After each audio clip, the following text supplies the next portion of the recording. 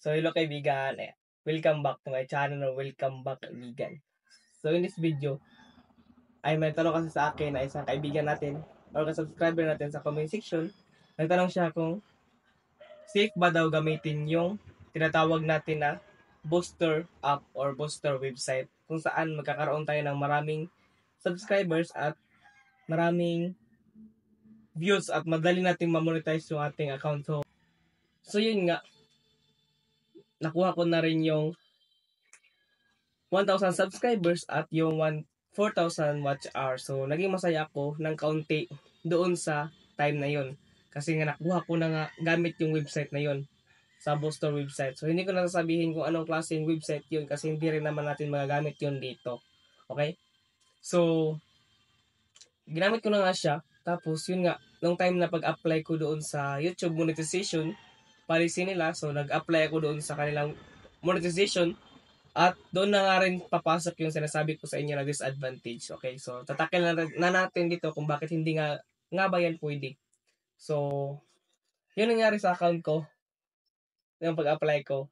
So, sinabihan ako ng YouTube doon sa Gmail, gamit yung Gmail na rejected yung aking application for monetization dahil yung mga viewers, subscribers, at saka yung aking 4,000 watch hours ay bot lang or gawa ng AI. So hindi talaga siya totoong tao. So yun, nag-search ako kaya inalam ko talaga kung bakit nga ba hindi siya pupwede. So yun, doon ko nalaman na meron pa lang silang tinatawag na YouTube AI. So yung tawag lang sa YouTube AI na yun ay YouTube algorithm. So sa YouTube algorithm yung nagsasabi or nag-aalam kung totoong viewers, subscribers, or mga nanonood sa inyo, totoo nga ba? Hindi AI, hindi gawa ng mga booster app or booster website, di ba? So kung totoong tao yan nanonood sa iyo, siyempre i-accept yan ng YouTube algorithm. Kapag hindi naman, ay hindi nila i-accept yan or masasabi na gawa lang ng AI, di ba? So yun rin yung nangyari sa account ko, nalaman rin ng YouTube algorithm. Kaya yun, ang ginawa niya sa akin, tinanggal niya sa akin lahat. Actually hindi lahat, yung mga AI lang or binusted ko lang talaga na subscribers at 4,000 watch hours. Ang totoo kasi yun, noon, 500 subscribers na talaga yung total noon. And the rest ay, ano na siya, busted na siya. So yun, nagbalik ako sa uno.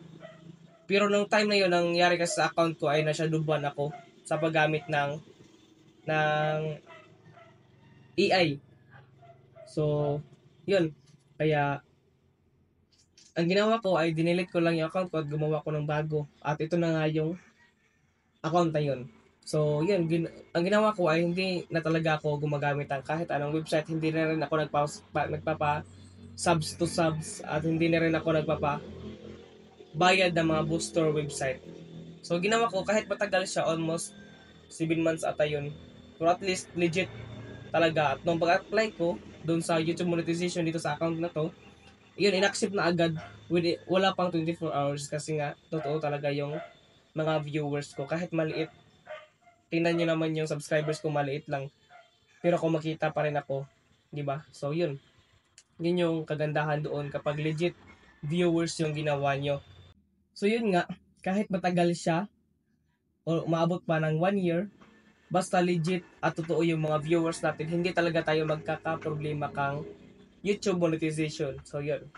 Yun yung nangyari sa account ko, kaya hindi na ako maulit sa paggamit ng mga booster website na yun. Kahit anong sabi pa ng mga ibang content creator na legit daw, wag kayong maniniwala dahil pagkakapirahan lang kayo niyan.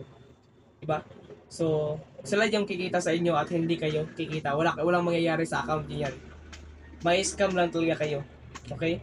So, yun. Ang sagot ko dun sa tanong na pwede ba talaga gumamit ng website para ma-monetize ka kaagad dito kay YouTube ay no.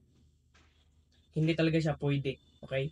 So, hindi ko talaga ina-recommenda yung ganyang mga booster website na yan. Okay, so I hope marami kayong natutunan dito sa video na to. And yun nga, wag nyo na ulitin yung ginawa ko para hindi rin mangyari sa inyo yung ganyang pangyayari. Kahit doon sa Facebook, Hindi lang dito sa YouTube, kahit doon sa Facebook, huwag niyong gamitin yan. So yun kaibigan, huwag niyo nang aksayahan ng oras ang paggamit sa mga booster website na yan dahil walang mangyayari sa account niyo. So yun, and ganoon lang talaga kaibigan. So I hope marami kayong natutunan dito sa video na to. At kung meron kayong natutunan, I don't forget to like and subscribe para malaman ko rin kung sino po yung mga natulungan ko dito sa video natin ngayon. Maraming salamat kaibigan sa panonood and see you soon to my next video and God bless.